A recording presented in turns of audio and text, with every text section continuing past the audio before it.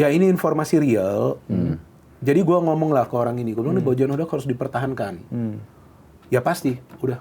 Jawabannya hanya begitu. Ini orang yang kredibel lah. Ya pasti. Katinama lihat nggak kepake. Terus Cyrus si Zelstra nggak kepake. Cyrus hampir nggak kepake. Paling Aladin doang. Ya Aladin doang. Ya itu maksud gue, apakah ideal gak mengontrak sebegitu banyak pemain baru di putaran kedua, walaupun itu untuk memperdalam skuad.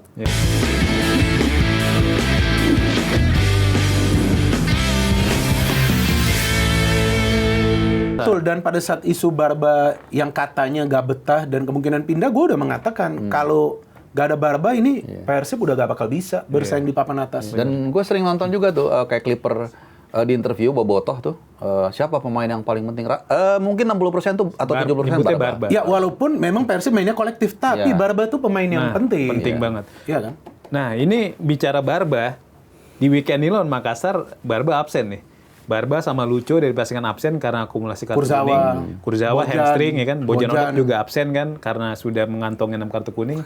Ini dengan absennya mereka gimana, Bung Minder? Ya pasti berpengaruh lah. Kalau Kurzawa sih menurut gua enggak, karena dia kan jarang main. Kalau nggak salah kontraknya udah selesai ya? Siapa? Ini musim ini. 6 bulan. 6 bulan. Kurzawa kan juga nggak inti kan? Iya, kalau Kurzawa gak berapa penting lah. Ya si Barba ini. Tapi kemarin tuh lawan Persija gak jelek loh dia. Waktu masuk itu pernah dia sekali blok, ada satu umpan dia kasih ke depan tuh akurat. Cuman kan dia hamstring gitu kayaknya. Dia taruh di gelandang kemarin ya? Enggak, bukan di back dia. Lupa gue jujur. Back. Tapi dia keluar kan di Papa kan? Di Papa 2 orang kalau nggak salah. Jadi hamstring pasti itu. Hamstring.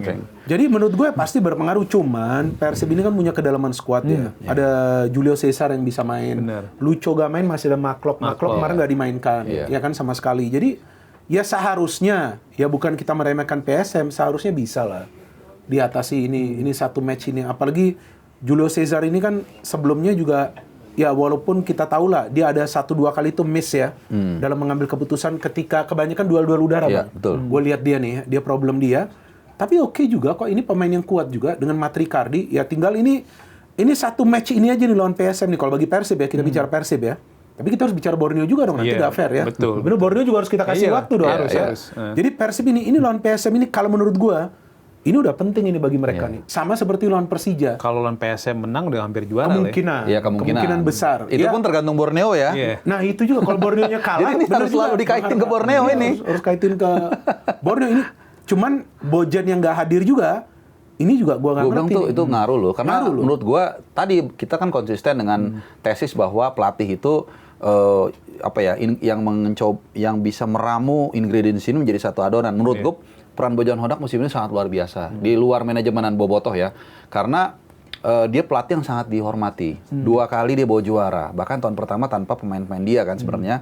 Terus dari cara gaya pembawaannya kelihatan banget dia bisa memotivasi pemain. Itu yang namanya mentality. Dia bisa membangkitkan apa istilahnya tuh 1000 domba dipimpin 1 singa ya itu.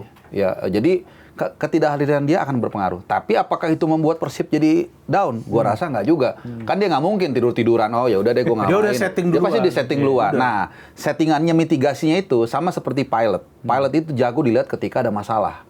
Ketika mesinnya masih mati satu, ketika ada petir, disitulah keahlian dari pelatih. Nah itu kan kita lihat di PSM. Jadi ini luar biasa nih perjuangan Persib musim ini. Mulai dari Bayangkara tertinggal, lawan Persija juga sempat tertinggal, kemudian remontada, dan kemudian lawan PSM dengan situasi yang tidak mesinnya nggak full dengan beberapa pemain cedera. Nah kita lihat disitulah kehebatan seorang Bojan Hodak bisa kita lihat. Ya dan menurut gua Bojan Hodak itu sudah membuktikan di awal ketika dia gabung ke Persib Bang. Karena dia gabung ke Persib itu di tengah turbulensi juga. Persib berada di zona papan bawah dan seingat gua tuh dari segi moral itu juga lagi turun para pemain, lagi down karena tiba-tiba kan Luis Mia mundur ya. Iya benar-benar. Mundur. Luis Mia itu mundur memang nggak dipecat enggak. Mundur memang dia 3 match katanya ada masalah keluarga atau apa jadi dia harus balik 3 match atau 4 match awal lah. Nah itu, jadi dia masuk kan musim sudah berjalan. Tadi Bang Harapa bilang bukan pemain dia, walaupun pertengahan musim dia beli satu pemain penting itu enggak kiper juga tuh Kevin Ray Mendoza ya. Kevin Ray itu penting. Jadi Bojan Hodak ini sudah pernah membuktikan bahwa di tengah kesulitan dia bisa membangkitkan tim ini. Tapi ini sekarang tim ini kan momentumnya 19 match loh. Persib belum kalah loh. Oh iya benar. 19 match. Tapi saingannya lebih gila, Borneo 7 match menang terus. Gak ada imbang loh. Borneo FC ini. Tinggal ini sekarang di sini kita lihat lagi bagaimana keahlian dari Bojan, kan asistennya tuh Igor Tolic. Ya dan gue ingat terakhir tuh main away yang Bojan gak ada tuh lawan Malut kalah Bang 2-0. Oke. Pada saat itu. Tapi memang lawannya juga berat ya. Lawannya berat Di pada saat Kiraha. itu. Iya, dan itu Malut lagi panas. Iya. Lagi on fire. Bener, Dan itu mainnya kalau nggak salah sore ya di sana. Iya, Lupa. setengah. Sore di sana kalau nggak salah. Jadi ya gue sih cuma ingin lihat susunan pemain, kemudian gimana caranya mengambil keputusan di tengah jalan Iya, pertandingan, bukan half time. reaksi ya. Iya, bukan half time. Misalnya tiba-tiba Di ada tengah, perubahan. tiba-tiba ada perubahan. Bojan kan sering melakukan Iya. itu. Nah, itu Tapi dia tuh tuh. gimana? Mungkin ada Nah, gue teknis nggak ngerti. pakai ini kali. Kayak nggak boleh kan kayaknya. Kayaknya nggak boleh. Nggak boleh kan? Kalau misalnya Half time beda. lagi di lapangan, ini ganti ini gitu. Nggak boleh ya? Kayak Nggak tahu, setahu gue nggak boleh. Kayak nggak boleh deh. Kayak kemarin Teko Jadi sempat- benar-benar harus putus komunikasi. Putus komunikasi. Iyalah, kan dia disuspend. Ya Kayak udah. Teko sempat jadi masalah kan ketika dipakai walkie-talkie kan Oh, kemarin. pernah ya? Iya di Nggak boleh, setahu di Laga gua. Barito Putra. Karena kan dia kemarin. suspend Bang. Kalau pakai kode Morse gimana? Lo iya kan? Iya. Kalau dulu kayak waktu zaman perang Vietnam itu kan tentara pilot Amerika yang ditawan, dia ngasih kirim. Oh, pakai kode. Pakai kode matanya gini. Gitu. Misalnya penyiksaan apa kayak gitu. Ini lu udah kasih masuk. Kasih masukan ke Nggak kan, Bojan Hodak. kan kita kan membedah situasi kan. Kalau gini bagaimana? Bukan menyarankan Ya nanti. mungkin ada cara lah. Mungkin ada cara yang Iya, mereka pakai. atau caranya mungkin yang lain ya. Mungkin Iya. kalau begini, pokoknya begini udah dikasih udah do and dikasih don'ts-nya, ya. ini udah dikasih. Seru sih makanya Dan drama. Bojan Hodak ini kan yang gua gak pernah tahu ini gimana caranya dia mengambil keputusan mengganti pemain. Contoh nih di pertandingan lawan Persija. Ketika Kurzawa keluar, gua pikir ini waktunya Maklok masuk. Iya. Ternyata Deddy Kusnandar, itu pun dia bisa Dan kunci Alano. Nah, baru gue mau bilang, Itu. salah satu pendekatan yang berhasil lawan Persija itu adalah dan tidak bisa diantisipasi oleh Mauro Sosa adalah Alano dimatiin. Alano dikunci. Alano tuh cuma Butros mati dia. Alano tuh cuma bisa kasih 2 umpan kunci. Iya, Umpan benar. silang doang. Satu syuting ke gawang yang miss. Dan Iya. itu tidak diantisipasi oleh Sousa. Maksudnya lu nggak ada reaksi. Lu udah tahu nih Nah, itu. pemain penting lu dimatiin, tapi lu nggak entah gimana caranya. Lu kan pelatih udah lisensi A, lu udah tahu lah gimana nih. Alano kelihatan banget bahaya dan kelihatan banget itu diantisipasi oleh Bojan Hodak. Akhirnya dia maksimalin Aladin buat eksploitasi Iya, Kakang. tapi kan satu orang. Iya, satu lumayan, orang. lumayan Aladin berapa kali lepas kan. Tapi kalau ada Alano sama Aladin 2A Lebih keren ini, wah lagi, lebih lebih bahaya. keren lagi. Nah, itu menurut gua kok Kelebihan. seorang Sosa. Iya. Ya gue nggak ngerti ya, kita juga kata Bung Binder di awal, kita bukan pelatih, tapi lu udah ngeliat pemain lu nih udah kelihatan lah. Begitu Kurzawa diganti sama Deddy Kusnandar aja, Lebih dikunci dia. lagi. Lebih dikunci Terus lagi. diganggu-ganggu dikit kan. Iya. Kalau kita nonton langsung tuh bisa kita nggak beneran. Kita Kelihatan. bisa melihat Bisa apa yang nggak di fokus TV kan. Oh. Diganggu-ganggu terus, which is itu part of the game. Iya, iya, Alano iya, sampai kesel kan, sampai akhirnya dia awal-awal, tapi sebelumnya kena Udah kartu kuning, udah dapat kartu kuning Terus sebelumnya. hampir dapat lagi Hampir dia. dapat Ya, lagi. hampir dapat. Itu udah Hati-hati dia. kelihatan banget dikunci. Benar. Tapi nggak ada reaksi apa-apa. Akhirnya Aladin kerja sendirian. Untung dia punya lampu Aladin kan. Jadi masih bisa beberapa kali juga Banyak luar peluang biasa. loh dia. Banyak peluang. Dia total itu Aladin itu 5 peluang, Iya, 1 gol. Tapi Teja memang Tejanya keren. luar biasa. Tejo luar Teja luar biasa. biasa, Maka iya. itu gue selalu katakan memang di Persib tuh kuat. Iya. Tapi Teja ini pada saat dibutuhkan Dia muncul. lakukan tugas dia. Dan comparable kalau kita bicara timnas ya, si Emriandinya lagi turun. Makanya gue bilang masih mungkin ini fluktuatif, mungkin aja Teja akhirnya dipanggil. Riyandi lagi turun. Riyandi lagi turun, sementara Teja. Emery tadi. Gue bilang siapa? Emery. Emri ya, kok bisa ke Emri ya? Masukin aja. Emriandi. Masuk. Kalau bicara Bojan Hodak nih Bung Arpa, Bung Binder, kontraknya habis akhir musim ini. Kabarnya nih kalau menurut jurnalis Itali nih akan ada final negosiasi atau negosiasi tahap akhir di pekan depan. Katanya sih kalau di negosiasi awal kedua pihak tuh sepakat untuk kerjasama. Ini kabar dari jurnalis Italia, Lorenzo siapa lupa namanya. Kalau Lorenzo Mauro bukan? Lorenzo siapa? Lerop apa kalau nggak salah. Kalau prediksi Bung Arpa gimana? Bojan Hodak stay atau? Bu Harpa, Bung Winter nih. Bung Arpa, Lu Bung ngeliat Binder, Bung Harpa sama dua-duanya nih. Kita Oke. shoot Oke. dulu. Yang paper scissors stone. Oke. Duluan. Ini biar fair. Lalu Bung Binder gimana? Jadi prediksinya? ini gue hanya mendapatkan informasi, ya kan? Ya ini informasi real. Jadi gue ngomong lah ke orang ini, gue bilang nih Bojan Hodak harus dipertahankan. Ya pasti, udah. Jawabannya hanya begitu. Ini orang yang kredibel lah. Ya pasti. Kalau Ya tapi pasti itu artinya ada niat untuk mempertahankan dia. Tapi segala Jadi apa sesuatu enggak kan kita nggak tahu. tergantung negosiasi, Bang. Negosiasi. Iya. Ya kan karena kita juga harus melihat apa kebutuhan dari manajemen, apa kebutuhan Iya, dari Bojan. betul. Iya dong. Iya. 100% Iya kan? persis. Dan mereka ini dua pihak ini yang profesional, Bang. Iya. Jadi nggak bisa kalau Bojan mungkin nggak perpanjang karena ada suatu poin, ya jangan juga langsung nyerang dia. Iya, itu profesional. Kalau mungkin dari manajemen pun mungkin ada satu poin yang nggak klik, wah nggak bisa, ya nggak bisa juga kita serang karena ini dunia profesional. Iya. Iya kan dua belah pihak tuh harus sepakat. Mungkin ada 1-2 poin yang lagi dirundingkan. Iya. Tinggal itu, kalau nggak salah ada sekali kan Bojan ngomong training center. Ya. Nah, itu juga yang mungkin salah satu yang Permintaan diperlukan. ya. Iya kan? Persyaratan Nah, mungkin. itu. Gue rasa, kalau gue kan nggak ada info langsung nih soal ini. Cuman secara analitik linear. Artinya dua tim ini nggak ada alasan untuk tidak bekerja sama lagi. Betul. Tapi Persib manajemen, gue kalau jadi manajemen, wah kalau memang semua sesuai rencana perpanjang Bojan Hodak, it's a good decision. Iya. Secara track record udah terbukti. Fans suka sama dia. What else gitu.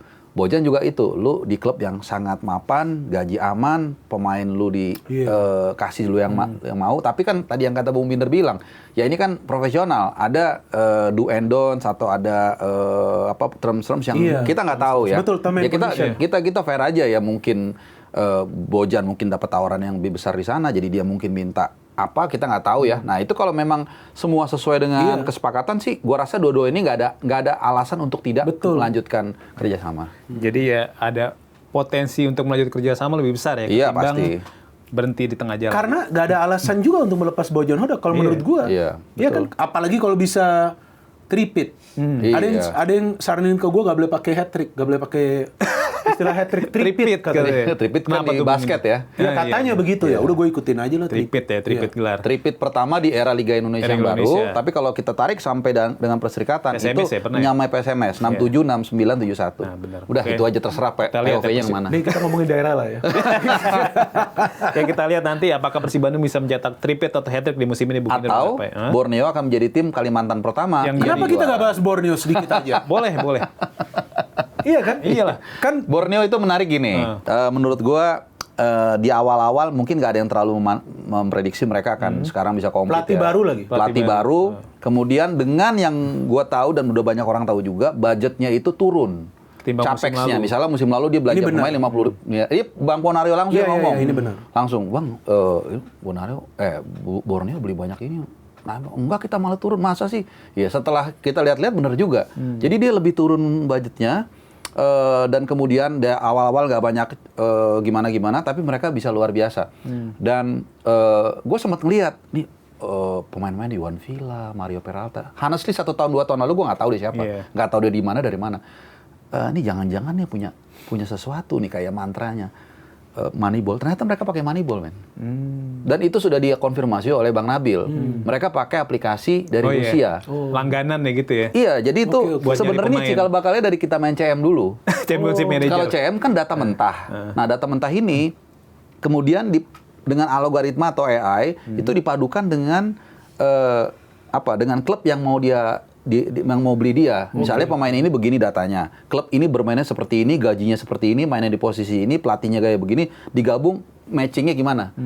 Oh, matching sekian. Kalau harganya sekian, oh layak, nggak layak. Seperti itu. Makanya itu memperjelas kenapa Borneo mengontrak pemain itu lebih dari 1 tahun. Karena dia tahu seperti nanam pohon, dia tahu ini bakal berbuah 3 tahun lagi dengan alat tadi. Makanya mereka kan untung tuh jual Matius Pato.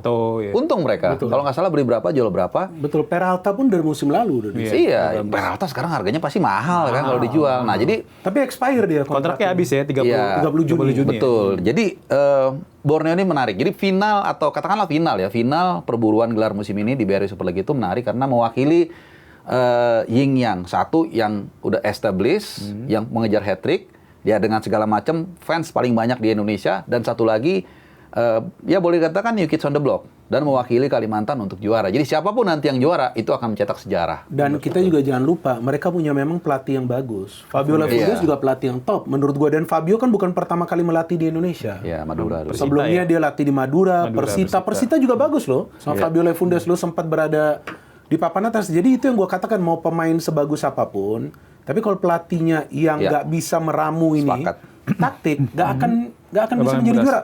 Apa kurangnya Persib dalam beberapa musim terakhir? Gak ada menurut gue dari segi materi pemain. Betul. Ya kan? Tapi materi pemain ini bagaimana ini mau disatukan? Ada saja masalah konsistensi di Persib. Tapi dengan masuknya Bojan Hodak, ya di luar dugaan kita tentu ya, dia bisa menjadikan ini satu back to back, sekarang jelang ke tripit. Jadi memang pelatih ini sangat penting. Gue bukan ingin mengatakan bahwa ada pelatih yang jelek, enggak. Tapi pelatih itu harus bisa mengandalkan sumber daya pemain dia. Contoh, jika seperti Persija nih mengontrak banyak pemain baru di putaran kedua, untuk apa? Iya kan? Iya. Itu kan untuk dimaksimalkan di putaran kedua ini. Tapi nggak maksimal juga. apakah ideal nggak mengontrak sebegitu banyak pemain di putaran kedua? Sean Patinama lihat nggak kepake. Terus Cyrus si Zelstra nggak kepake. Cyrus hampir nggak kepake. Paling Aladin doang. Ya Aladin doang. Ya itu maksud gua, apakah ideal nggak mengontrak sebegitu banyak pemain baru di putaran kedua, walaupun itu untuk memperdalam skuad? Iya. Bukan untuk KFF, Bung ya? Apa? Oh itu gua nggak tahu, itu urusan lu lah. Itu kan urusan info lu. Kalau dari luar angkasa belum ada yang telepon. Jadi gua nggak tahu dan gua nggak mau komentar dulu.